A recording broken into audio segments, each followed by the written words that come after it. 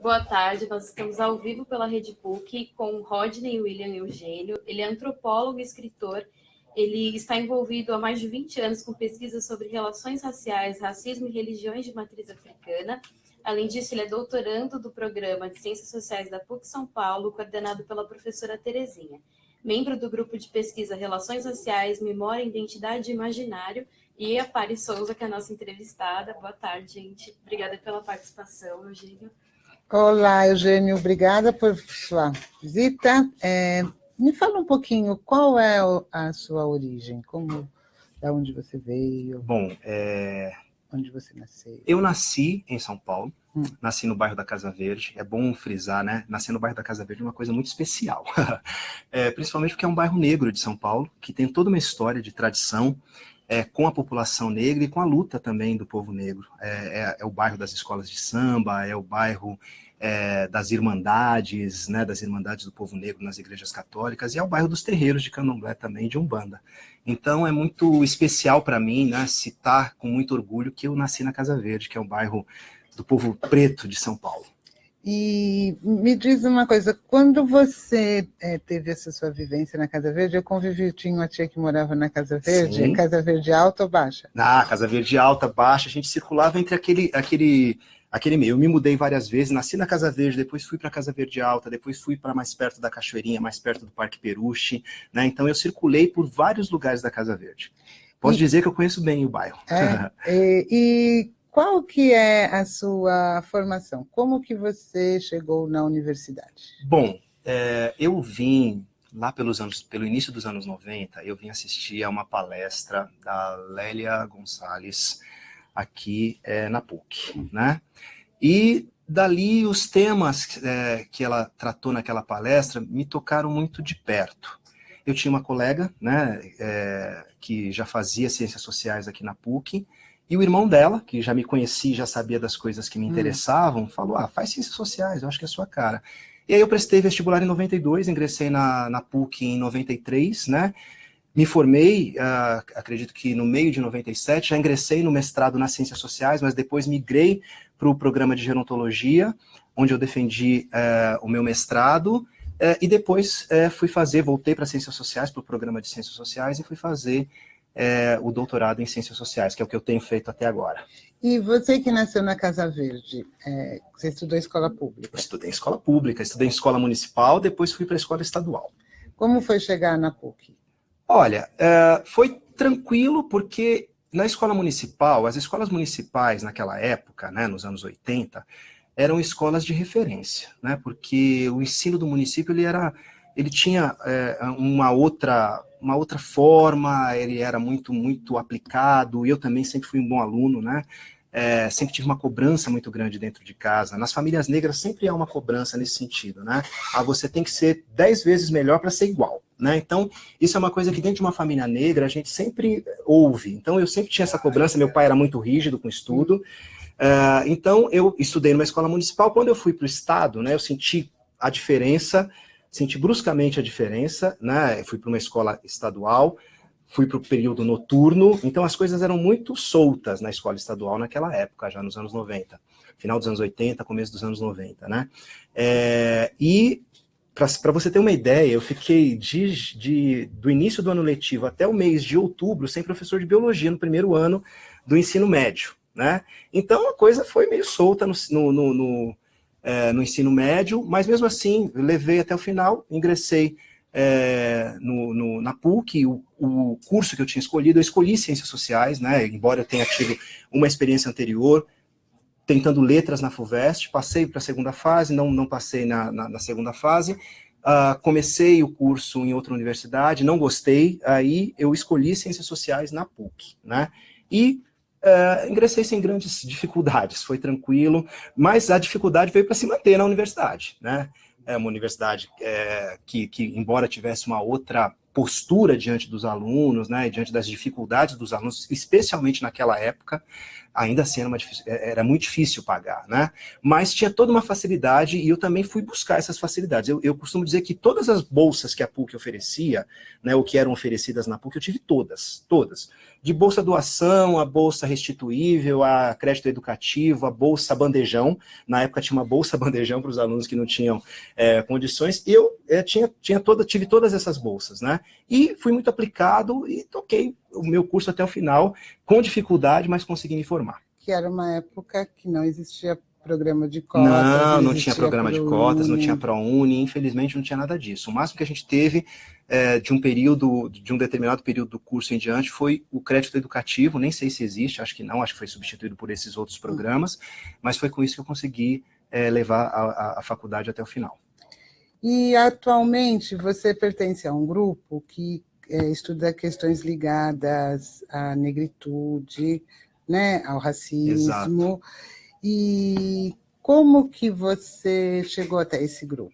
Bom, esse grupo é coordenado pela professora Terezinha Bernardo, que é minha orientadora, né? Portanto, todos os orientandos dela, de um jeito ou de outro, acabam passando por esse grupo, porque é uma forma também da gente adquirir algumas referências, trocar experiências, trocar leituras, trocar informações de campo, e também de seguir nas pesquisas que a professora coordena em nome do grupo, né? O que tem sido muito interessante, de uma importância muito grande para a sociedade, né? Sobretudo, uma das últimas pesquisas do grupo foi sobre a aplicação da Lei 10.639, que acabou com um livro, né? Ela foi concluída com um livro que é muito interessante para entender por que essa lei não avança, né? Por que há tanta dificuldade de implementar essa lei. E eu fui para esse grupo justamente para atuar nessa área, com as pesquisas que a gente vem fazendo nesse campo, tratando das questões raciais, tratando das questões de relações raciais, sobretudo nas questões relacionadas às religiões de matriz africana. Então, só para esclarecer, fala um pouquinho o que essa lei prevê. Então, a 10.639 prevê o ensino, né, de história e cultura africana e afro-brasileira nas escolas da rede pública e particular. Mas é uma lei que tem tido muita dificuldade de ser implementada, sobretudo na rede pública. E essa resistência, obviamente, tem a ver com o racismo. E no caso, né, do grupo que fez essa atuação, e você que tem a sua área específica, que é a pesquisa sobre o candomblé. Exatamente. E o que como que essa religião vem enfrentando muitos ataques, né? Ataques, sobretudo os ataques dos últimos tempos, né, das últimas semanas, né, têm sido emblemáticos, né, porque há um movimento, né, dentro das comunidades, sobretudo as comunidades do Rio de Janeiro, né, da Baixada Fluminense e mesmo na capital, que tem associado o tráfico a igrejas neopentecostais. Então, traficantes que seriam convertidos, né, ao neopentecostalismo, eles têm invadido e destruído terreiros, né, e essas ações têm sido filmadas e têm viralizado nas redes sociais, né? Então, esses ataques, eles têm gerado uma série de reações por parte das religiões de matriz africanas e também dos pesquisadores, né? Eu mesmo escrevi sobre isso na minha coluna semanal na Carta Capital, e a gente tem usado todos os veículos, né, para denunciar, né, esses atos de terrorismo, e também, do ponto de vista jurídico, todas as medidas têm sido tomadas, inclusive a medida de processar o Brasil na Corte Interamericana de Direitos Humanos, né? É uma iniciativa do Dr. Édio, que foi secretário de Justiça em São Paulo, e tem levado essa ação adiante com o apoio das religiões de matriz africanas em São Paulo e no Brasil inteiro. E você que é um pesquisador da área, o candomblé sempre foi uma religião da resistência. É uma religião de resistência. De resistência, porque ela existe a partir da resistência. Exatamente. Aliás, foi uma religião fundamental para que o negro resistisse à escravidão. Sem o candomblé, que restituiu, né, ao negro a possibilidade de ter uma família, né? Porque a família de santo nada mais é do que uma forma de devolver esses laços, né? Esses laços de afeto, de comunidade, que foram perdidos, que foram esfacelados com a escravidão. Então o candomblé devolve isso, devolve essa possibilidade ao negro que estava na condição mais vil a que um ser humano pode ser submetido, à escravidão. Então, o candomblé devolve essa possibilidade de recriar a família e também de ter uma rede, né, que possibilitasse a sobrevivência e a resistência do grupo. E a manutenção, principalmente a manutenção de toda a cultura e de todo o legado que a África nos deixou. E interessante esse aspecto da família, né? Porque assim, parece que... E aí a importância da lei que é preterida, porque assim, parece que o negro, ele não tem... Ele é negro só. Sim, o negro... Perde a humanidade como Fanon diz, né? O negro não é um homem, o negro é um homem negro. Né? Então, todas essas nuances que a gente tem que de alguma forma, contemplar, né, nas nossas pesquisas e que nos tocam, né, porque eu estou pesquisando algo do qual eu faço parte. Né? Então, você quebra essa resistência da academia, primeiro com, você tem que ter neutralidade diante do seu objeto de estudo, que é uma bobagem, né? A gente fala muito melhor quando a gente está por dentro da coisa, sabendo como as coisas acontecem. Eu, por exemplo, acabei de voltar de uma viagem internacional que eu caí 2 vezes na revista aleatória. É interessante isso, que o cara seja escolhido aleatoriamente, mas que ele seja sempre o escolhido, né? Então, já vai preparado. Já vou preparado, e nessa foi surpreendente, porque foi na ida e na volta. Na ida e na volta eu fui o escolhido aleatoriamente. Então, a gente sabe que as coisas não acontecem desse jeito, que tem toda uma estrutura por trás dessas escolhas, né, e que dizem qual é o lugar de cada pessoa na sociedade. A gente precisa romper primeiro com esses lugares que estão estabelecidos. A ruptura se dá, por exemplo, quando a gente está aqui na universidade. Já é uma forma de romper com tudo isso. Eu, antes de fazer parte desse grupo, que já tem muitos anos, da professora Terezinha Bernardo, mas que, de alguma forma, é reminiscência de outros tantos grupos, né, que foram formados nos anos 80, nos anos 90, né, dos quais eu também fiz parte, e que formaram uma série de pessoas que estavam aqui engajadas em tornar esse lugar, né, a academia, um lugar que se acostumasse com a presença negra. Né? E a gente vê todos os programas sociais que foram lançados para que o negro, de certa forma, tivesse acesso ao ensino, a resistência que isso enfrenta e como o racismo tem se exacerbado a partir da percepção de que o lugar do negro na sociedade tem mudado. E falando desse lugar do negro, né? Semana passada a gente teve um episódio do jornalista William Vac. Que é uma frase que eu ouvi muito, estava comentando, assim, uma frase que assim, a gente cresceu ouvindo. Sim. E teve uma grande repercussão. Pessoas até apoiando não, minimizando. Porque assim, hoje não dá mais para apoiar tal coisa, mas minimizando. E outras atacando. Contemporizando, né? Isso. Contemporizando. Eu vejo assim, que há uma percepção maior do racismo, porém, não basta, né? Não, o racismo tem que ser combatido com todas as armas. E como que a universidade tem um papel fundamental nisso. Fundamental. Primeira coisa, nós conhecemos o racismo na prática. Né? O povo brasileiro conhece o racismo na prática, porque o povo brasileiro pratica o racismo cotidianamente e descaradamente. Mas o povo brasileiro não tem a referência do racismo como ele acontece no Brasil. Porque o nosso paradoxo, né? Nosso paradoxo é muito interessante, mas eu queria falar de outra coisa. Eu queria falar do paradigma, né? Para depois falar do paradoxo. Para depois falar do paradoxo. Mas o nosso paradigma de racismo é o racismo norte-americano, muitas vezes, que é o racismo que segrega, né? E que segrega do ponto de vista oficial. Porque o nosso também segrega. Sim, mas é oficioso, não tem uma lei determinando o lugar de preto, o lugar de branco. Né? Então as coisas passam meio que cordialmente, que é esse racismo cordial de que se falava anteriormente, que de fato continua sendo implementado no contexto brasileiro. Como a gente não tem esse racismo de segregação, as pessoas têm uma séria dificuldade de enxergar o racismo nas relações cotidianas. Mas ela está acontecendo nas coisas de preto que são evocadas todo o tempo, né? Nas frases infelizes ou ditas de maneira infeliz, né? E nas práticas também do cotidiano. E eu acho que, de certa forma, aquilo que você verbaliza, né, está reverberando. Né? Ninguém vai verbalizar uma realidade que não é vivida. Né? Ninguém vai dizer simplesmente algo que não acredita.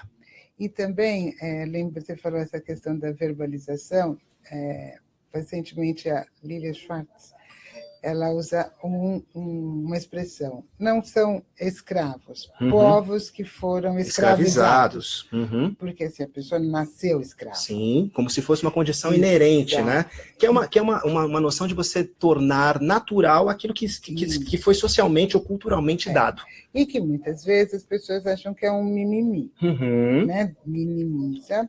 O neologismo mais infeliz que surgiu nos últimos tempos, vitimização. Vitimização. Né? A gente está se vitimizando quando a gente denuncia o racismo e as pessoas dizem que você está se vitimizando. Agora, uma outra questão que eu já enfrentei e que eu, chegando na universidade, chegou a um determinado momento e falei assim, não, porque você é a mulher negra que luta, que batalha. Tá. Sim. Sou uma mulher negra, luto, batalho, mas não sou só isso. Sim. Sou inteligente, eu sou uma mulher como qualquer outra. Eu tive que dizer para uma pessoa, né, que me elogiou certa vez que eu não era só um corpo. Eu não sou só um corpo, né? Eu penso, eu produzo, né? E essa questão da negritude com a escravidão, ela está diretamente ligada ao uso dos corpos. Sem dúvida. E o corpo que trabalha e o corpo do prazer. Se apropriaram dos corpos. E isso é algo perverso, porque assim, a identidade do negro, até espero que isso comece a mudar. Sim. Você não tem que ser ou bonito ou gostoso, porque isso está ligado à questão do escravo sexual. Claro. E a com hipersexualização, né, do homem e da mulher negra. Eu lembro da minha infância, você tinha assim, as pessoas falavam como se fosse um elogio. Nossa, você vê, você é uma mulata de Sargentelli. Como se fosse a única aspiração possível de ascensão, né? Exatamente, mas assim, via o quê? Via corpo. Sim, claro. E essa importância da negrada, como a gente diz, dentro da universidade, produzindo, fazendo coisas, mudando, propondo, é que prova tendo assim, voz, né? Exatamente. Você não é mais o objeto de estudo. Sim. Você é quem estuda o objeto. Exato. Isso dá toda a diferença, e eu vejo que, mesmo no ambiente intelectualizado, politizado, a gente sofre dos preconceitos. Sem dúvida. Né? A academia não está fora da sociedade, como o terreiro não está fora da sociedade, como a igreja, a polícia ou qualquer instituição não está fora da sociedade. Portanto, elas tendem a reproduzir tudo aquilo que a sociedade está suscitando, né?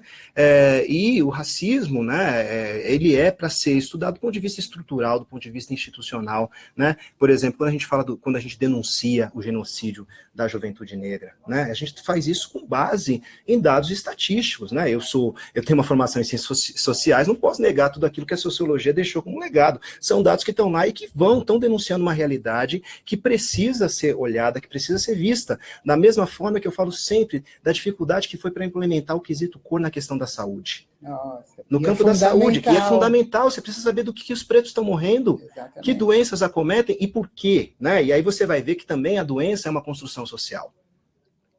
Né? Por que negros têm mais propensão, como se diz, à pressão alta, por exemplo, né? A doenças cardíacas, né? Óbvio que isso tem a ver com a vida que o negro brasileiro leva. E com o que ele come. Sem dúvida nenhuma, com o que é possível comer muitas vezes, com o que é possível. Então, você tem toda uma construção social da doença, né, e que precisa ser compreendida. Da mesma forma, por exemplo, que você vai tratar a malária, né, ou a febre amarela, que agora a gente tem essa... Eu moro na Serra da Cantareira, já tive que me vacinar. Mas quando você vai... Quem tem que falar sobre malária, por exemplo? Malária é uma doença corriqueira em Angola.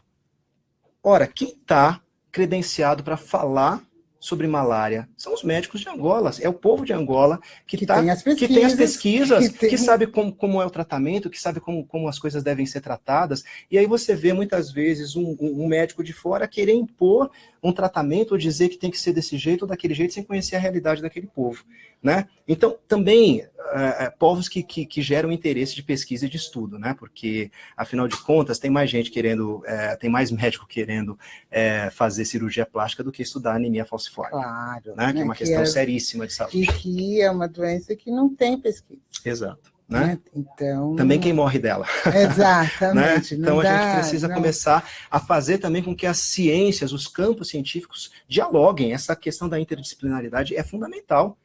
Né? Não só no campo das ciências sociais, mas tem que se avançar em vários campos, né? As ciências mais ditas mais duras, né? Também podem contribuir para que a gente possa entender as coisas que acontecem na nossa sociedade. Claro, e para isso precisa de olhares sensíveis, né? Distintos, Sim. Olhares que fujam daquele padrão eurocêntrico, né? Para que consiga enxergar. Nesse caso, eu acho antropologia, sociologia, psicologia, as aplicadas, fundamentais. Sim, sem dúvida nenhuma. Todas elas. E uma formação mais humana, né, desses profissionais, né? Quer dizer, eu acho que o médico precisa ter essa visão da cultura, essa visão da sociedade, enfim, daquilo que está na sociedade, mas que nem sempre, dentro da formação médica, vai chegar com a importância que deve ter. E uma questão, a gente estava falando do grupo da Terezinha, que é a professora Terezinha Bernardo, para quem não conhece, que é a professora do Programa de Ciências Sociais. Exato. E a questão do imaginário, né? Esse imaginário racista. Sim. Que isso que você falou é muito interessante, porque assim, a referência do racismo é o racismo americano. Exato. Então, é como se aqui o que acontece, as pessoas acompanham os episódios, e aí a gente passa pela questão leem os teóricos, entendem o racismo brasileiro via teóricos americanos, europeus, que recentemente até acho que foi a Angela Davis. Sim, teve aqui em Salvador. Ela fez uma alusão a isso, porque lá a sociedade tem outra dinâmica. Sim. Então, não adianta... E disso quanto ela tinha que aprender, né? Com as mulheres negras brasileiras, daqui, né? E com as produções e as reflexões, porque assim, a nossa sociedade, por não ter isso estruturado, mas ela atua de formas muito mais diversas. Então, a teoria do racismo americano não cabe em tudo para a nossa realidade, né? E essa questão do imaginário, como esse imaginário do negro sobre ele mesmo é formado, você poderia falar? Então, a gente passa por uma questão fundamental, que é a questão do mito da democracia racial, né?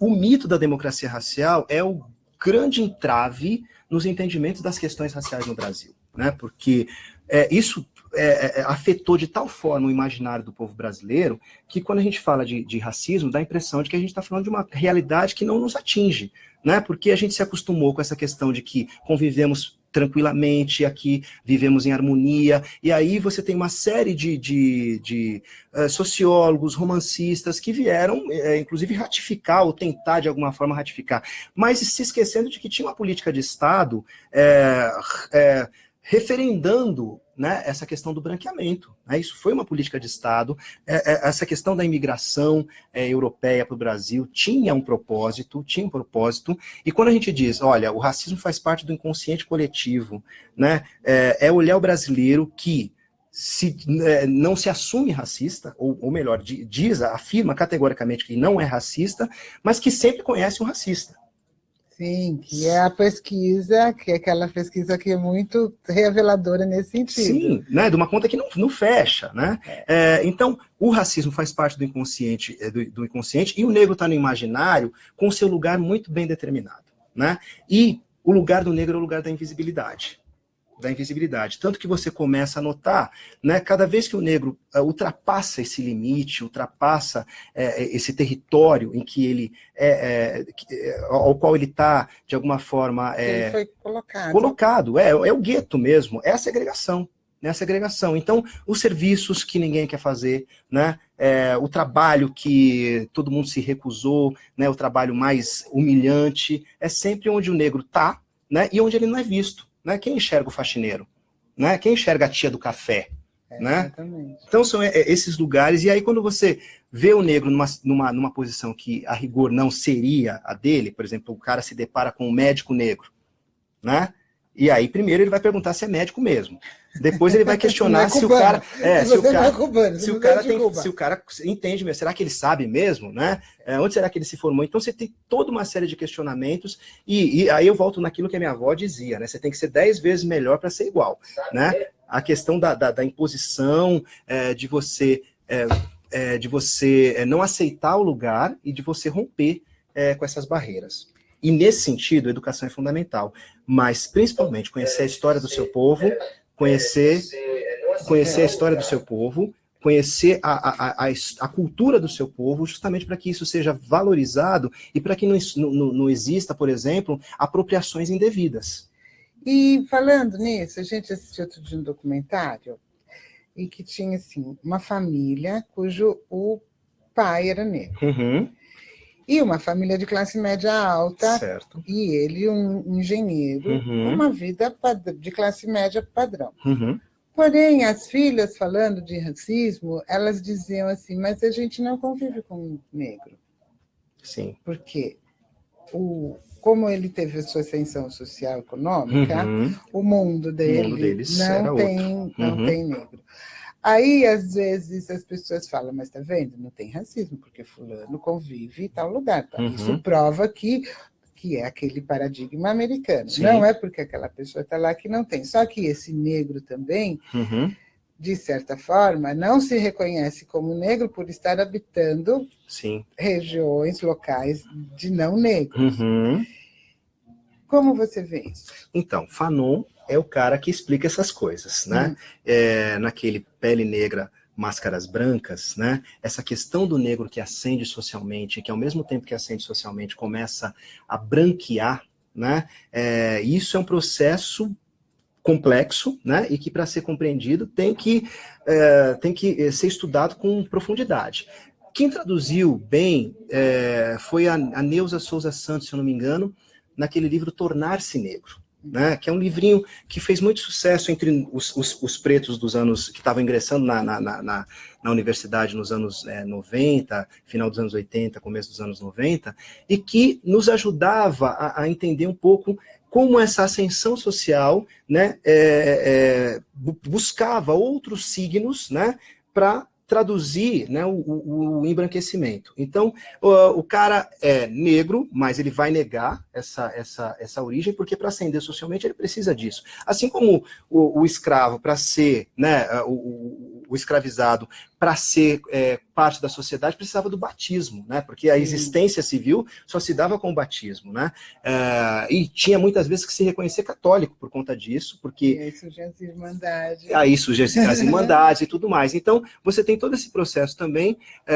em que o branqueamento, ele também começa a fazer parte do cotidiano negro. Nós, que viemos de famílias negras, ouvimos muitas vezes nossos avós, olha, você tem que casar com branco, tem que clarear a família, porque isso foi um ideário de Estado, mas que foi, de alguma forma, disseminado entre as pessoas, né?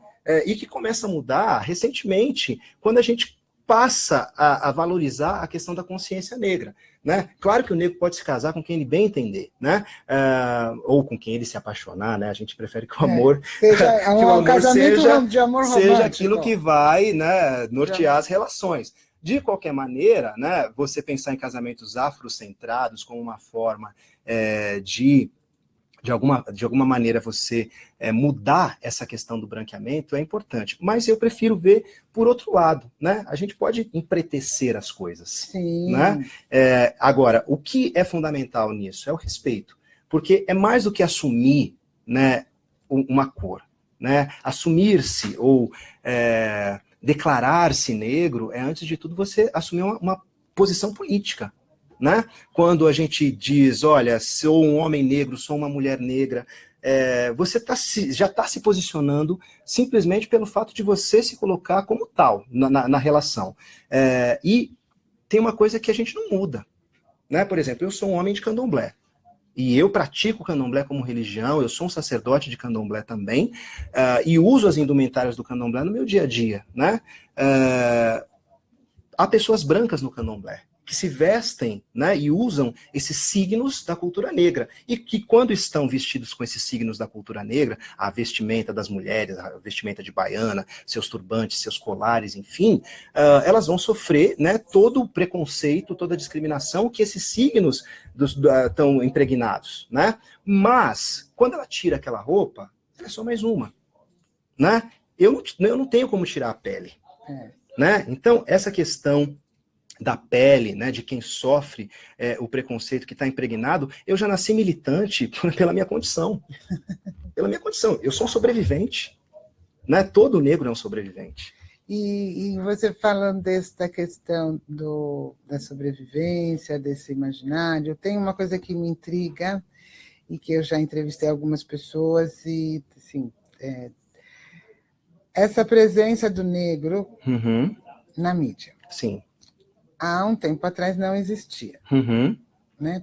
Mas, eu estava estudando telenovela, que eu adoro telenovela. Sim. A primeira personagem da primeira novela tinha a protagonista como era uma mulher negra. Mas era aquela negra, como é que é? Mamãe Dolores. Sim. Aquela preta, grande, cozinheira, que sofria, que tinha aquela vida difícil.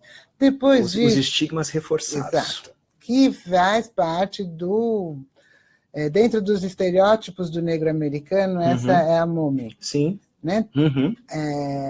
E aquele clássico que o vento levou tinha a sua, né? Exato. Que inclusive ganhou o Oscar. O Sítio do Pica-Pau Amarelo tem a sua. Né? Então, é um tipo... Anastácia. É um tipo de personagem que vem lá desse estereótipo americano para a nossa cultura e que se reproduz. Sim. Porque, no fundo da história, você tinha lá suas amas de leite. Então, isso não é um estereótipo que pega, porque tem um fundo histórico. E que reforça o lugar social do negro. Exatamente. E aí, durante muito tempo, você viu os negros somente como, assim, aparecia um motorista, uma empregada, às vezes uma prostituta, que era raro também, porque nem para prostituta... Aí, com o tempo, as coisas foram mudando. Os bandidos. E aí, hoje, você começa a ter uma família de protagonismo negro, mas aí era um político corrupto. Depois você passa a ter uma outra que também é aquela coisa batalhadora. De vez em quando você tem até... Há poucos anos atrás, a televisão começa a mostrar o negro de uma outra forma. Aí a gente tem os dançarinos, as cantoras. Né? E como protagonista agora apareceu Lázaro Ramos, acho que foi o primeiro personagem que pegou o tal do Foguinho, que foi um sucesso, Sim. Mas era muito um estereótipo assim, rasgado. Sim. Né? E até pouco tempo atrás, até esse ano, o casal do Mr. Brown. Thaís Araújo. Então, como você... Que eu também acho que ali tem muito estereótipo. Tem muito estereótipo. Inclusive o estereótipo das artes. Né? Quer dizer, o único caminho de ascensão social para o negro é a arte. A música, especialmente a música, né? Especialmente a música, ou o futebol. E aí entra o corpo de novo. E aí entra o corpo novamente. Por exemplo, quando eu viajo, né, em alguns lugares eu passo tranquilamente como mais um. Né? Em outros lugares, enquanto a minha presença vai ser notada. Né? Por exemplo, na Turquia. Quando eu fui na Turquia, as pessoas que me abordavam me perguntavam se eu era jogador de futebol. Né? E em outras ocasiões, se eu era cantor. Né, porque você estar em determinados lugares, em determinados espaços, né, espaços em que o negro não se acostuma a ver o negro na posição de quem está ali como qualquer outra pessoa, né, geralmente ele está como o cara que está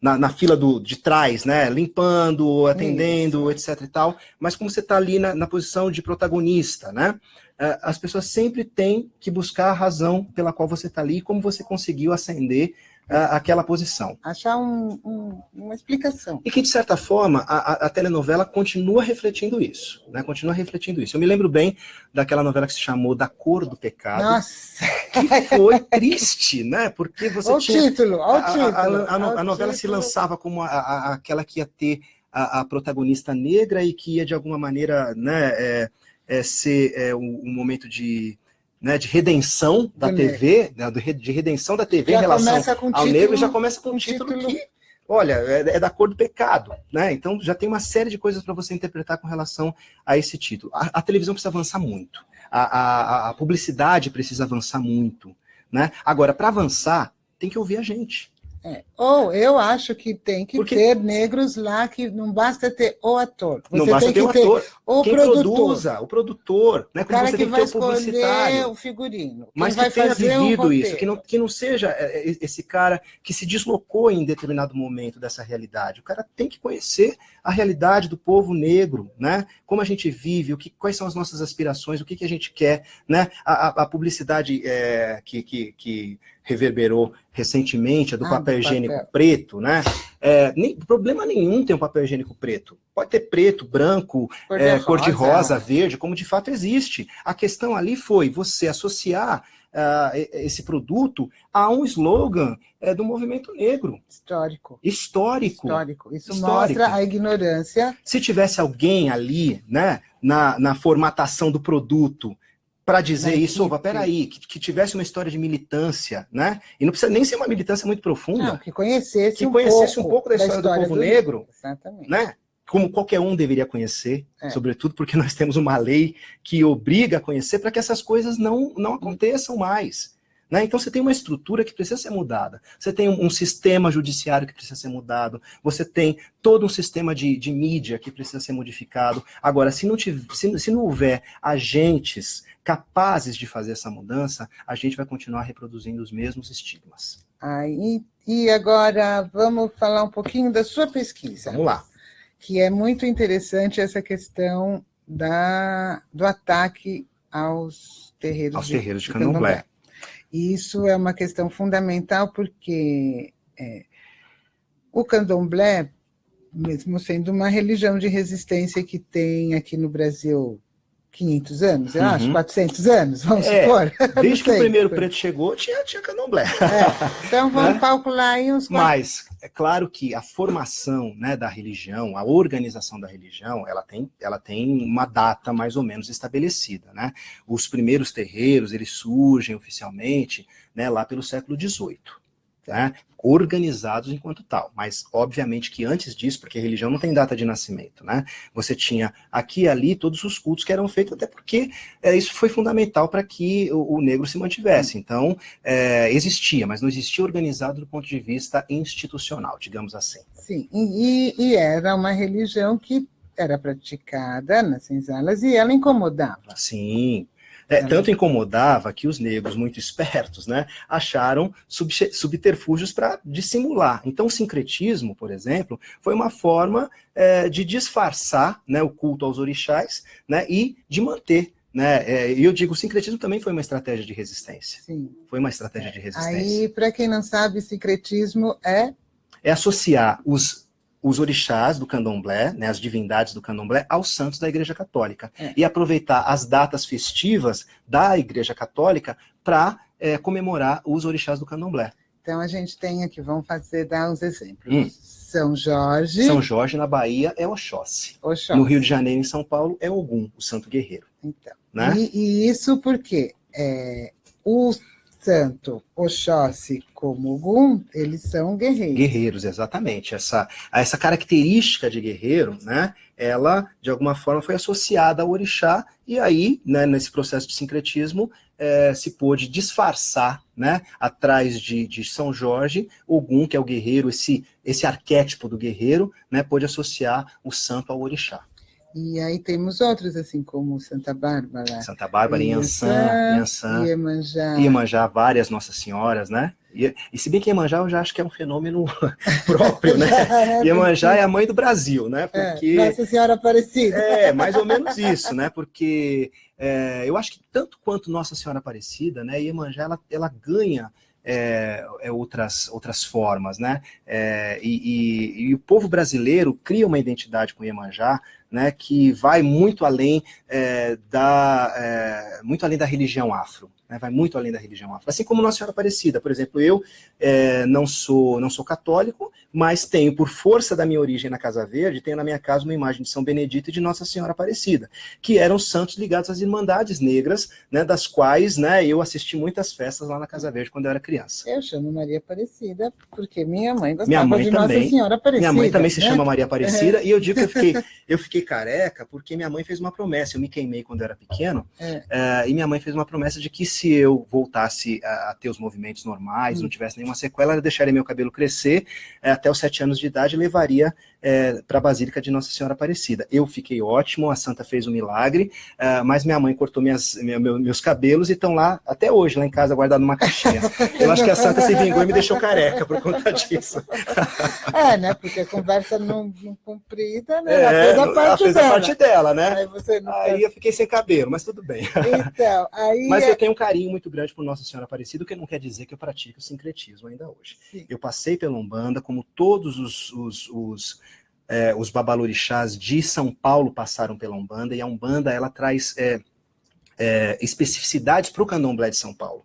É justamente isso que eu estudo no meu doutorado, né? Que existe um candomblé paulista com suas especificidades, com suas aspirações, com suas lutas, com seus personagens, e justamente a partir da memória de um desses personagens, que é o Pai Perso de Xangô, que eu chamo de fundador de um candomblé paulista, que eu faço as minhas hipóteses, né, de doutorado para trabalhar, para recuperar essa história da consolidação do candomblé em São Paulo. E essa questão do candomblé e da Umbanda, isso é interessante porque você tem em São Paulo, a Umbanda ela é muito mais aceita do que o candomblé. E eu fui, há uns anos atrás, de uma palestra do professor Reginaldo Prandi, e ele dizia que no senso religioso, devido também a esse fenômeno da conscientização, da cultura negra, o candomblé teve um aumento do número de participantes, enquanto que a Umbanda diminuiu. E que, na leitura dele, isso provava que havia uma maior aproximação das pessoas com a cultura negra através da religião. Sim. Sendo que a Umbanda, ela mistura. E ultimamente eu comecei a entender um pouco sobre isso, que eu vi uma mãe de santo da Bahia falando, que tem o dia da festa do santo, e depois eles fazem a festa do índio, porque eles estavam na terra dos índios. Sim, do caboclo, e esse respeito que o candomblé tem é muito bonito. Então, fala um pouquinho sobre essas diferenças. O que eu acho importante, a Umbanda ela nasce dentro de um ideário, né, que também tem a ver com esse ideário da democracia racial. Essa coisa da harmonia entre as 3 raças, né? Eu gosto de botar entre aspas, porque dá a noção de que é muito mais simbólico do que real, né? E de que de certa forma, a religião que alimenta, né, esse ideário do povo brasileiro de viver em harmonia, etc. e tal, e que, de alguma forma, dialoga com esse mito da democracia racial. Claro que a Umbanda fez uma série de concessões, né? E que a Umbanda tem um ideário, muitas vezes, branco, não no sentido não no sentido racial, mas no sentido mesmo da ideologia.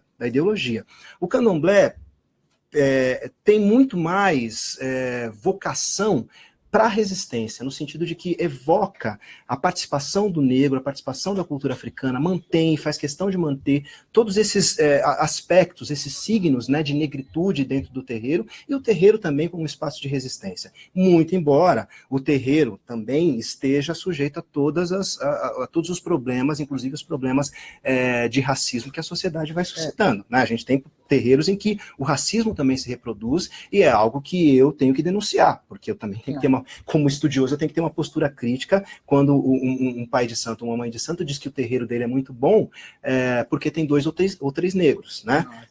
Então, reflexo da sociedade. Claro, reflexo da sociedade. Quando você diz, por exemplo, que o orixá não tem cor, que o orixá é uma energia, né? Não dá para você dissociar, né, a religião da sua origem.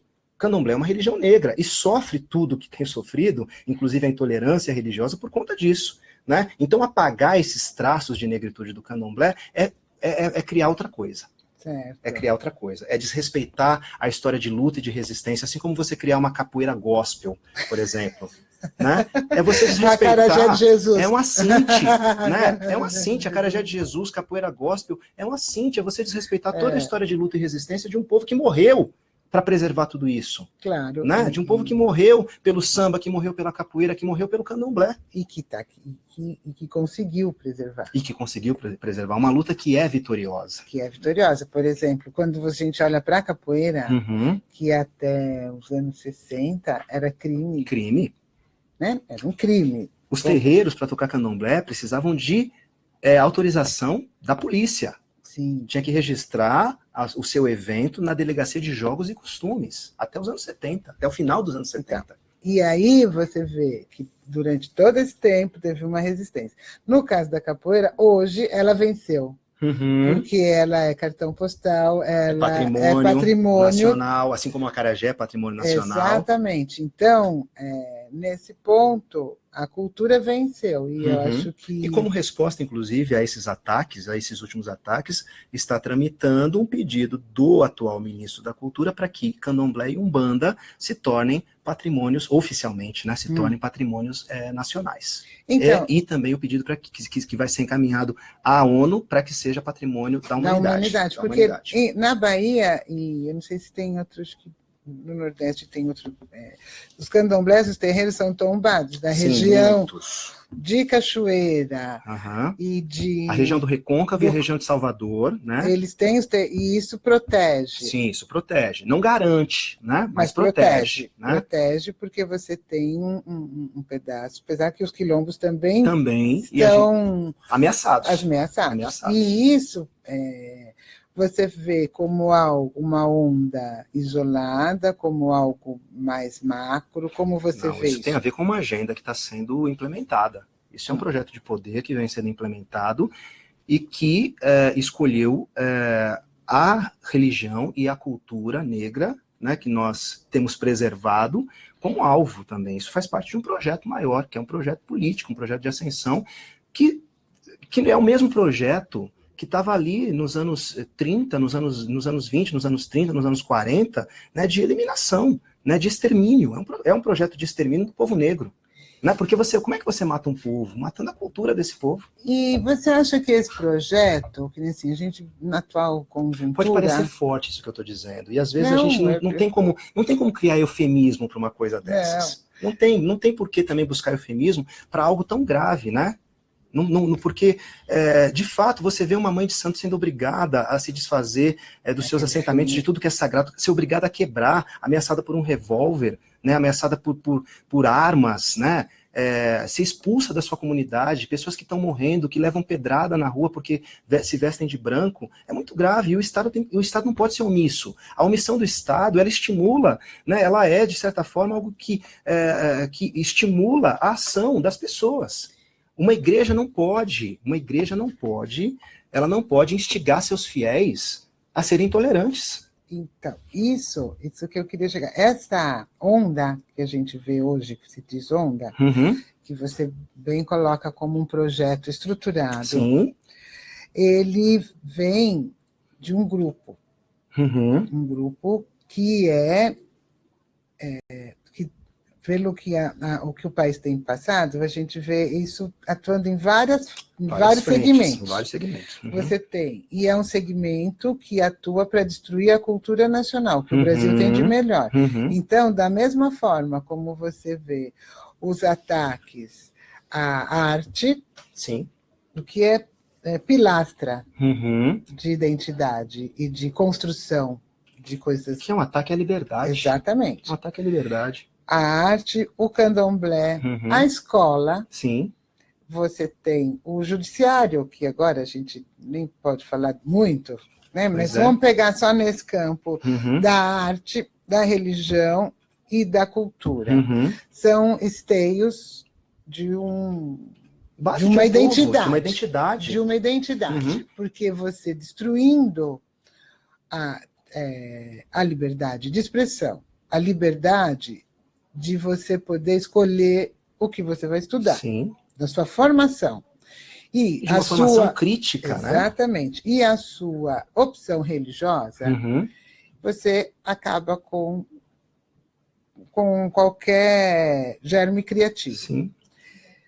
Partindo da nossa resistência, dentro das universidades, das escolas e das artes. Porque parece que não, mas as pessoas resistem e a gente está aqui para falar disso.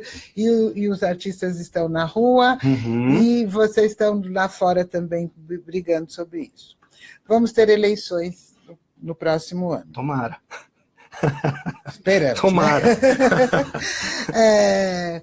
Nossos representantes para combater essa onda, como você vê isso no cenário político? Você que é uma pessoa das ciências sociais. Olha, primeiro, né, pode parecer um pouco marxista que eu vou dizer, mas tudo bem, a gente gosta do Marx. Se um grupo, né, não se reconhece enquanto classe, ele não se torna agente capaz de interferir no processo histórico. Né? Então, esses grupos precisam, né, se organizar de tal forma a interferir no processo histórico que a gente vem passando.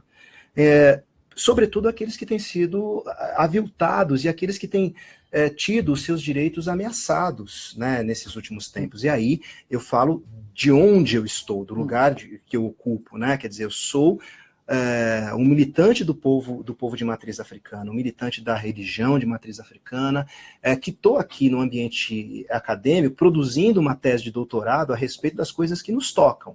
Né? Mas eu não quero que essa tese fique aqui, né, nos muros da universidade. Ninguém produz conhecimento para ficar dentro da universidade. Né? O conhecimento é para sair da universidade. Ele tem que. Não é conhecimento. Senão não é conhecimento, senão não serve para nada. É falar mais para nós mesmos. Né? Então a organização desses grupos ela é fundamental, mas principalmente a conscientização. Né? A gente está às vésperas da consciência negra, do Dia da Consciência Negra, e tornar-se negro é, sobretudo, adquirir consciência. E essa consciência, ela é uma consciência cultural, ela é uma consciência política, ela é uma consciência da sua liberdade de expressão e, principalmente, de você perceber que a liberdade de expressão, né, a liberdade de ser e de estar é o que está em jogo. Né, o direito de ir, de vir, é isso que está em jogo, de escolher. Que você né? pode ouvir, é isso que está em jogo. Então, não é possível que uma sociedade não se levante contra tudo isso. Né? Você querer criar uma escola sem partido, né? Você querer mandar no corpo das pessoas, no direito que as pessoas têm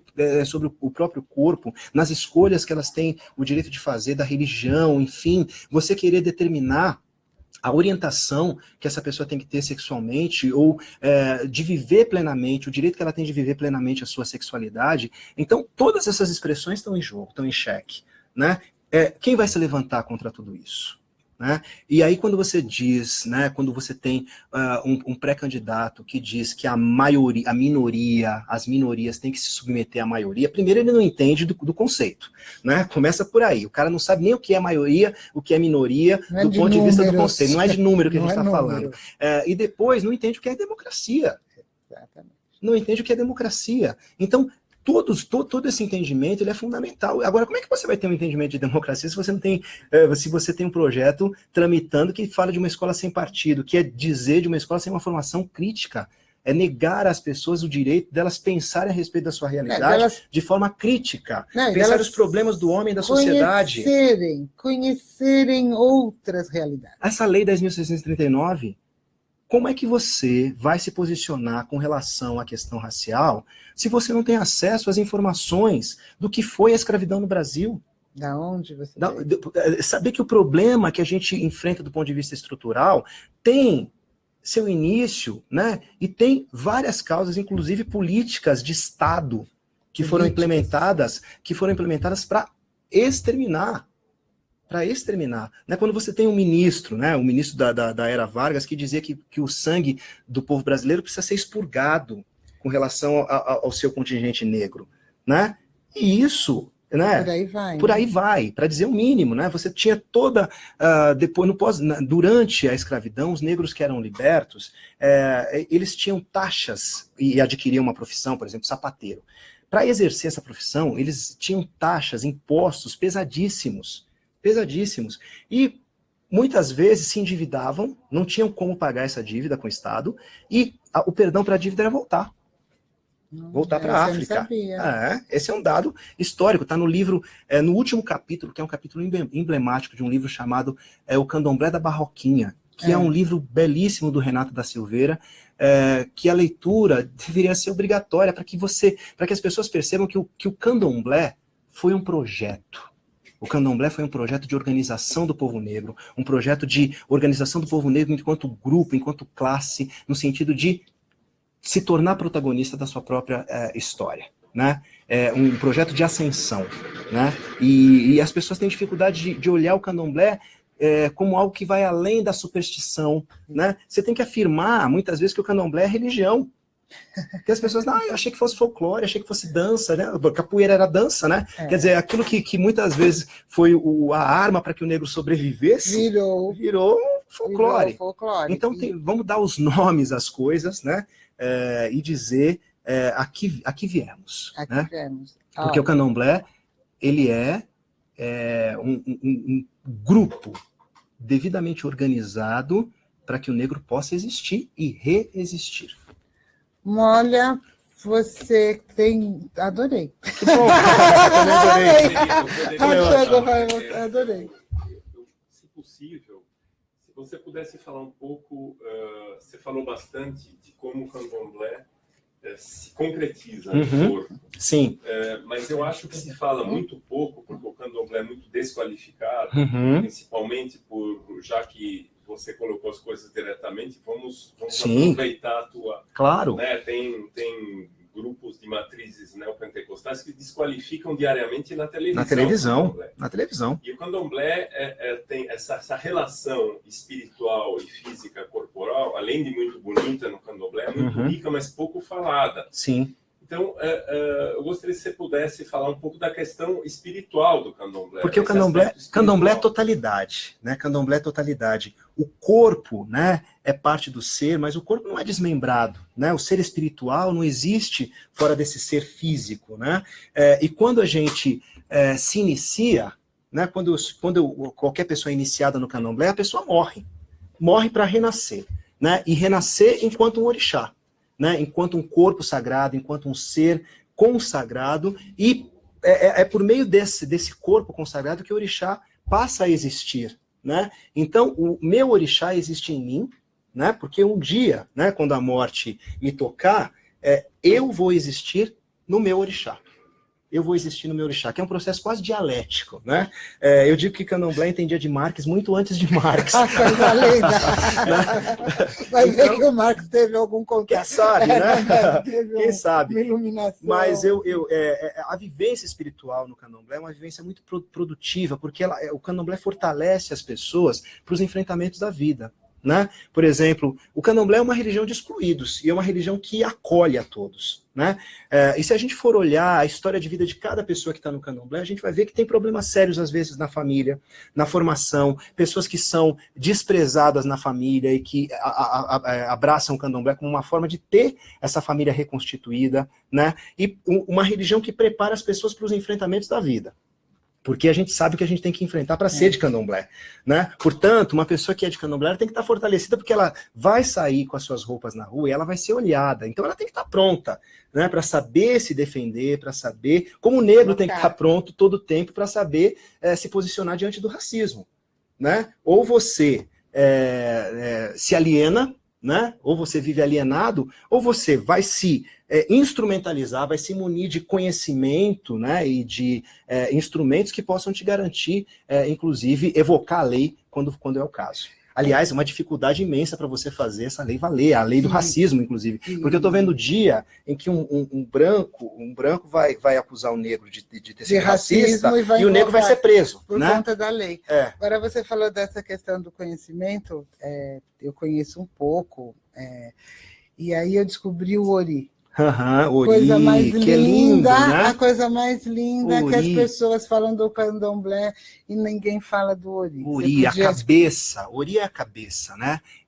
Tanto que orixá, né? Toda palavra toda palavra da língua iorubá, ela é, na verdade, a contração de uma frase, né? Então, o orixá, que é a nossa divindade, é aquilo que desperta. A divindade é o que desperta a força do ori, que é a cabeça, que é o nosso princípio de individuação. É o único orixá que cada um tem o seu, né? O seu ori é diferente do meu ori, e as escolhas que o ori de cada um faz, né, também serão diferentes. E um ori fortalecido faz da pessoa um rei, né? Faz da pessoa uma rainha. Então, o culto à cabeça, o culto ao ori, a cabeça boa, a cabeça que carrega o corpo, conhecimento. Né? O conhecimento. O discernimento. E é isso. Individual também? Não. É o ori de cada um. O meu ori, o seu ori, né? Que é, inclusive, instrumento de objeto de culto, né? No candomblé. Nada começa, tudo começa com ori. Ori é o primeiro, né? Ele vem antes, inclusive, de Exu, né? Exatamente. Você vai. Dizem, né? Os antigos dizem que a gente escolhe o nosso ori para vir para esse mundo. Né? A gente vai à casa de Babá Jalá, atravessando tormentas e tempestades para escolher um ori, né, para vir para esse mundo. E esse ori escolhe o nosso Odu, né, escolhe o nosso destino, o nosso caminho. E é isso que a gente vai viver plenamente nessa terra até o dia que Olodumare e os orixás decidirem que Iku, que é a morte, né, deve nos tocar, e aí a gente passa a ter a existência coletiva no corpo de Egungun, né, no corpo do ancestral. Não é lindo? Dentro dessa cosmovisão, dessa hierarquia, o seu papel qual é dentro da... Eu sou um sacerdote, um babalorixá, um pai, né, dentro do culto do orixá. Eu sou aquele que está liderando, está à frente da comunidade. O orixá manda, eu sou o primeiro a obedecer. Né? Então, eu sou aquele que coordena a comunidade, aquele que decide, junto com os orixás, através dos oráculos, do jogo de búzios, do obi, aquilo que o orixá está determinando para a vida de cada um e para o destino da comunidade como um todo. Né? Então, o babalorixá, ele é uma liderança, né? Aquele que, dentro da família, é aquele que vai dizer para cada um, que vai aconselhar cada um dentro da sua vida, que vai cuidar do ori de cada um, para que o ori seja bom, né? Porque tem ori ruim. Aliás, ori tem um provérbio yorubá que diz: ori buru kosi orixá, cabeça ruim não tem orixá. Cabeça, porque tem um monte de cabeça ruim que não tem orixá. Ai, qual é o orixá de fulano? Aqueles que a gente não deve dizer o nome? Não, esse aí não tem orixá. Cabeça ruim não tem orixá. É uma iniciação demorada, né? A iniciação no candomblé, ela é sempre uma iniciação para o sacerdócio, né? E existem vários tipos de sacerdócio dentro do candomblé. Desde o babalorixá, passando por aqueles que vão cuidar dos atabaques, que vão cuidar dos rituais de sacrifício, que vão cuidar da cozinha, de cada, né, setor do terreiro, para que o andamento, e o babalorixá é aquele que coordena tudo, né? É o superintendente, digamos assim, né? Que faz a engrenagem andar, né? Ou que zela para que a engrenagem funcione o mais próximo da perfeição, porque perfeição é uma pretensão que nós de candomblé não temos, né? Nem o orixá é perfeito, nós também não queremos ser. Então, essa iniciação, né, não quer dizer que uma pessoa que não seja iniciada não possa ser um devoto, um fiel, não possa abraçar o candomblé enquanto religião, né? Até porque o candomblé é uma religião que é para todos, mas nem todos são para o candomblé.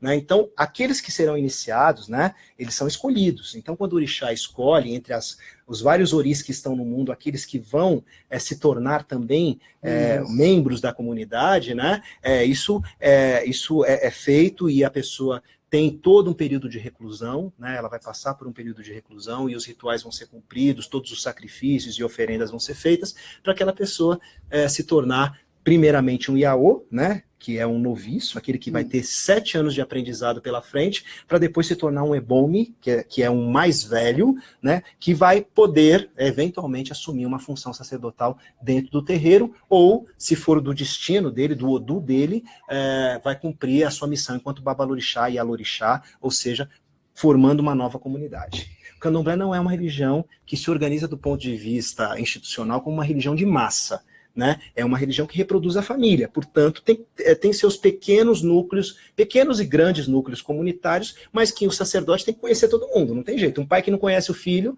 né, não vai poder orientar com precisão. Me diz mais uma coisinha. Recordes de audiência. Opa! Aí posso fazer só uma perguntinha? Você estava falando dessa questão do candomblé, uma coisa que as pessoas criticam por puro desconhecimento. Que é a questão do sacrifício. O sacrifício.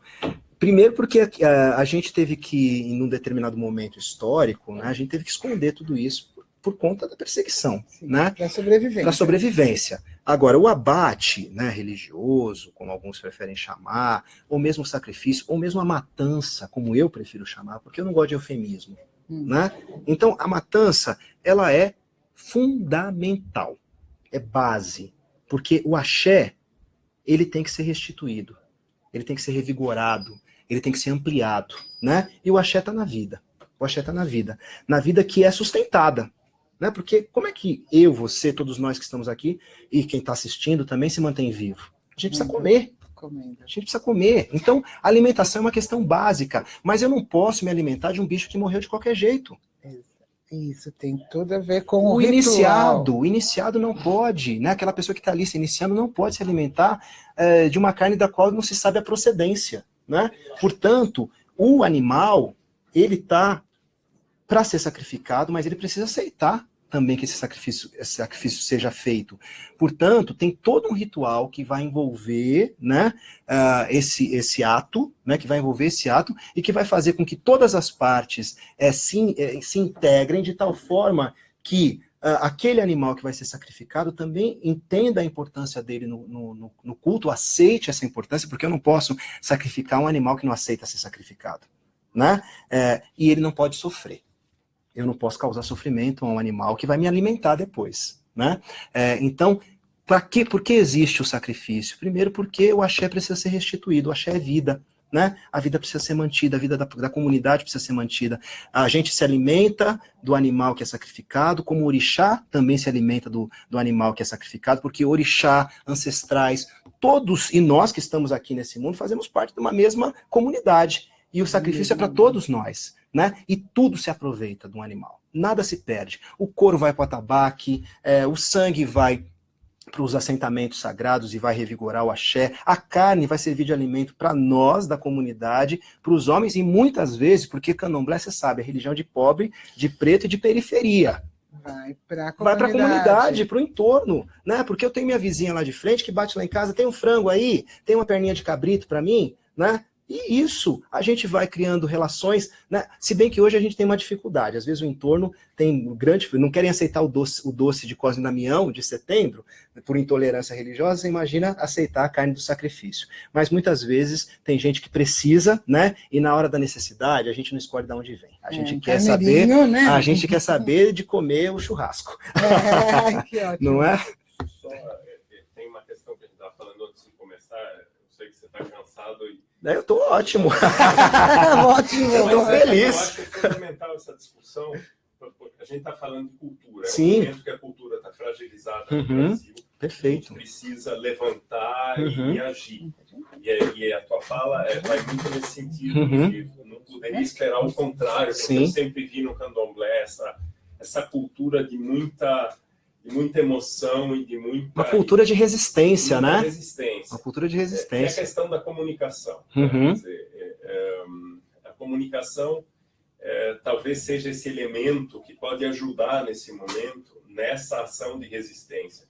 Mas a esquerda como um todo, e vários movimentos sociais em particular, se esqueceram nas últimas décadas de fazer pontualmente, né, de erguer um plano vertical, né, e se apropriar mesmo dos meios de comunicação. Agora a gente está correndo atrás do prejuízo, lutando com intolerância, e é patético, porque esses rituais neopentecostais que desqualificam as religiões de matriz afro, às vezes se utilizam né, do mesmo arquétipo, do mesmo símbolos. É um processo, mal processo de sincretismo. Mal usados, estereotipados, né, violentas às vezes a religião, mas faz uso disso. Como muitas vezes fazem uso das teorias, por exemplo, você vê essa teologia da prosperidade, que é uma leitura muito mal feita de Weber. Exatamente. Né? A ética protestante é o estrito capitalismo. Os passos, né? passo a passo. É muito mal lida, né? Se é que leu.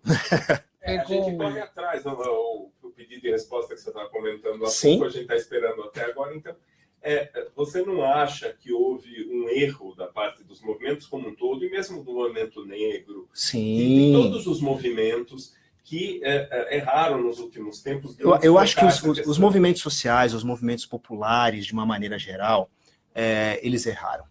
Né? Mesmo os governos mais populares que nós tivemos, eles erraram. Erraram, por exemplo, quando investiram mais no consumo, né? Do que nos bens sociais. Né? Você estimular uma sociedade de consumo e fazer o trabalhador que passou a ter acesso a bens, acreditar que ele é classe média, criou uma estrutura que foi bater panela depois na Avenida Paulista. Isso, foi apitar. Né? Foi apitar contra o próprio governo. Né? Então, claro que há um erro, e claro que a gente vai ter que correr atrás do prejuízo. Claro que eu acredito que a militância negra, ela em alguns momentos também poderia ter estado mais próxima das religiões de matriz africana. Né? Acho que é uma luta só. Né, acho que a luta que o povo negro sofre não é diferente da luta que os terreiros têm sofrido, porque o terreiro é perseguido porque é uma religião de origem negras. E afronta Sim. aquela coisa da supremacia do branco, que ele é melhor. Sim, claro. Então, a luta é a mesma. A intolerância religiosa é uma das faces do racismo. E do fascismo. Sem dúvida nenhuma. Né? Quando você... eu outro dia estava pesquisando, né, para alguma coisa que eu tinha que fazer, piadas sobre negro, porque a gente se acostuma a rir, né, do negro, do homossexual, né, da mulher, né, naturaliza essa coisa que é construída, né, daí eu fui pesquisando o site, achei um site de piadas, né, e tinha lá piadas de loira, piadas de português, piadas de negro, e a pessoa justificava as piadas, o fato de ter piadas de negro, dizendo, não, a mesma coisa que ter piada de gordo, de português, e tudo mais, mas a primeira piada que havia, né, sobre negro, era a seguinte, sabe por que negro nunca erra? Aí vem a resposta. Porque errar é humano. Nossa. E aí você vê se o racismo, do ponto de vista de uma definição básica do racismo é você negar a humanidade do outro, né? E aí você lê a primeira piada, diz negócio desse, e o cara diz que não é racista, ele é o quê? Então, realmente, as pessoas precisam entender o que é racismo.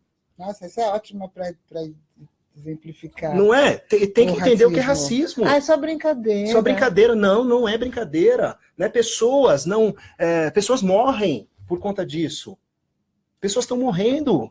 E aí, no caso, o cachorrinho é humano, né? Pois é, gente, eu fui baleado. Eu fui baleado numa tentativa de assalto. Né? Isso há pouco mais de 10 anos. E o que foi triste, tomar tiro dói, né? Mas o que doeu muito mais do que o tiro que eu levei foi chegar num hospital, eu sendo vítima de uma tentativa de assalto, chegar num hospital público junto com um assaltante e eu ser o assaltante, eu ser confundido com o assaltante, porque o assaltante era branco, a vítima negro, eram casos que não tinham nenhuma associação, e eu fui confundido com o bandido nessa situação. Claro, porque naturalmente quem é o bandido? É, né? O preto, o branco é o que sofre o assalto. Então, isso é muito complicado. Né? Então, a gente precisa começar a tratar dessas questões, a falar sobre essas questões. O racismo, tratar de racismo não dá para ficar isento. É o Viviorca que diz isso. Não dá para você ficar isento quando você está estudando racismo. Você pode ser branco, você pode ser preto, mas de alguma forma aquilo te toca. De algum jeito aquilo te toca. Não dá para ter aquele olhar, não existe neutralidade acadêmica quando o assunto é racismo. Mas a gente precisa ter, sobretudo, disposição para ouvir o outro. E empatia. Hoje vai ter um lançamento de um livro muito interessante, eu convido as pessoas, que é o livro se chama O Lugar de Fala, da Djamila Ribeiro, né? O lançamento é hoje. E essa questão, né, de você se colocar no lugar do outro, ela é fundamental para que você passe a compreender as questões que estão nos provocando a pensar o Brasil que a gente está vivendo nesses dias. E quando você fala se colocar no lugar do outro, às vezes eu vejo algumas falas assim, de militantes que, com toda a propriedade, ela peca por não se colocar no lugar do outro. Sim. E esse outro, tanto faz, pode ser negro ou branco ou não negro, porque essa conscientização não é algo que cai do céu. Não, isso é uma construção. Construção que depende de uma desconstrução. Exatamente. A gente tem, eu gosto sempre de citar o Ledo Ivo, que é um poeta muito interessante, e ele tem um poema que se chama Os Pobres na Estação Rodoviária.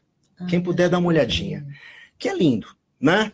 Mas que fala dessa questão, né? De como algumas pessoas se sentem incomodadas com a presença do outro, porque onde se lê pobres, Pode se colocar velho, negro, homossexual, aleijado, gordo, pode se colocar qualquer coisa. Mas ele termina o poema dizendo assim, e me desculpe se eu citar errado, seres incômodos que ocupam os nossos lugares, mesmo quando caminhamos sentados e eles em pé. Né? Então, esse incômodo que o outro gera, né? E essa dificuldade, mas a gente tem que ter compreensão também que ninguém está fora da sociedade. Ninguém. Então, eu também não estou livre de escorregar nos preconceitos. Ora, todos nós temos preconceitos. O que a gente tem que buscar é o conceito. Exato. O que a gente tem que buscar é o conceito e não fazer do preconceito uma arma para discriminar, para tratar diferente o outro. E tá atento. Tá atento, porque essa coisa do politicamente correto, o mundo tá chato, agora a gente não pode falar certas coisas, tem que respeitar as pessoas. Né? E tem que ser assim mesmo. Né? Por mais que seja chato, é uma questão de respeito. Então, mas esse respeito, se não passa lá voltando pelo seu ori, não é respeito. Não é respeito. É só tolerância. E aí é o que a gente tem que dizer, né? Tolerância já traz em si, o conceito de tolerância já traz em si a não aceitação. Porque você tolera, não aceita. Né? Então, a questão é essa. É você ir além da tolerância. E eu duvido, por exemplo, que Jesus, quando lançou, ele lançou um desafio, né? Amai-vos uns aos outros, foi um desafio. Porque amar o igual é tão fácil. Meu pai falava isso. Tão fácil amar o igual. Eu quero ver amar o diferente, o que pensa diferente de você, né? O que pensa politicamente diferente. Eu acho que as pessoas têm que conviver, é saudável a alternância, é saudável que haja diferença, mas ninguém precisa se odiar porque pensa diferente. Né? Agora, tem aquelas cláusulas pétreas que se chamam, né? Aquelas que você não pode mudar na Constituição, tem coisas que você não tem como mexer. Tá certo? Então, por exemplo, a questão racial. Eu acho que a questão racial é uma questão crucial para que o Brasil se entenda. Os dados atualizados trazem 54% da população que se autodeclara negra. Agora, onde é que estão esses negros, né? Onde é que estão esses mais de 50% da população na representatividade? Né? É só dar uma volta nessa universidade. Aqui até que tem bastante, mas vai na USP. Né, nas universidades mais top, públicas, né, para ver quantos pretos a gente vai contar nos dedos de uma mão, muitas vezes, dependendo do curso. Eu estudei 4 anos no mestrado, tinha 2. Pois Topei com 2.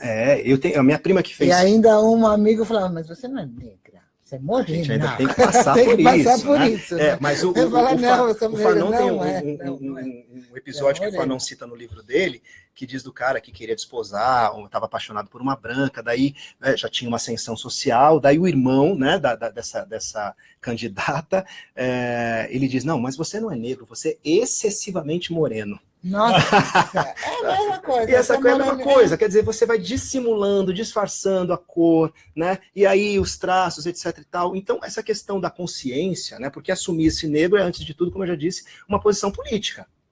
Uma posição política. Você está se reconhecendo como grupo, em algum momento alguém vai te lembrar dessa sua origem. Você pode até ter a sua família dizendo para você, que nem eu tenho meu sobrinho, né? O pai é branco, a mãe é negra, né? Aí tem uma avó que diz, você é branco. Tem a gente aqui do lado de cá, você é negro. E aí, criando um problema na cabeça do menino, mas ele vai para a escola, né? Escola... E criança é cruel. Criança é cruel com a outra criança. É sincera, mas a sinceridade constrangedora é crueldade, muitas vezes. Não, por exemplo, quando você tem, no meu tempo de criança, tinha uma brincadeira de roda, uma cantiga de roda, que se cantava assim, dança neguinha, não sei dançar, eu pego no chicote e você dança já. Nossa, na minha escola não tinha. Não cantava isso não? Na nossa cantava essas coisas. Então a gente passava por essas situações, eu lembro da professora Yolanda, né, que era a única professora negra que eu tive no ensino fundamental, na minha época não era ensino fundamental, era primário ainda.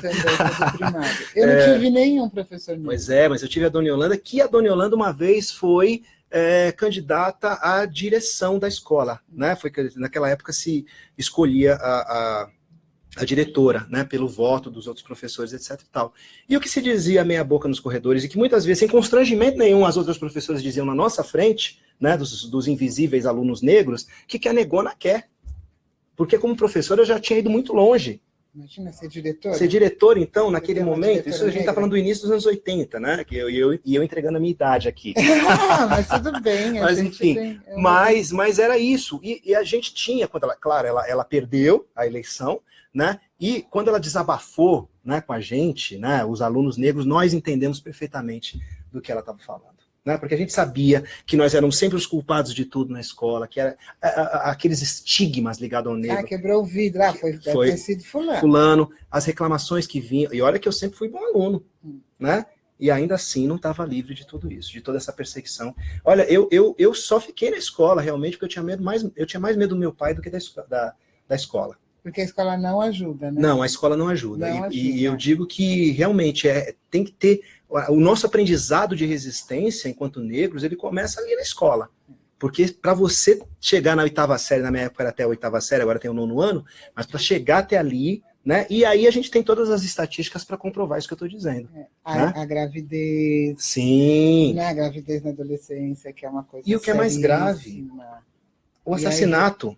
Além disso, o genocídio, né? Porque na minha família, né? Eu sou de uma família negra muito, como quase um pleonasmo, né? Dizer família negra extensa, porque eu sou de uma família muito grande, né? Então dentro da minha família tem todas as estatísticas, todas elas, das doenças, né?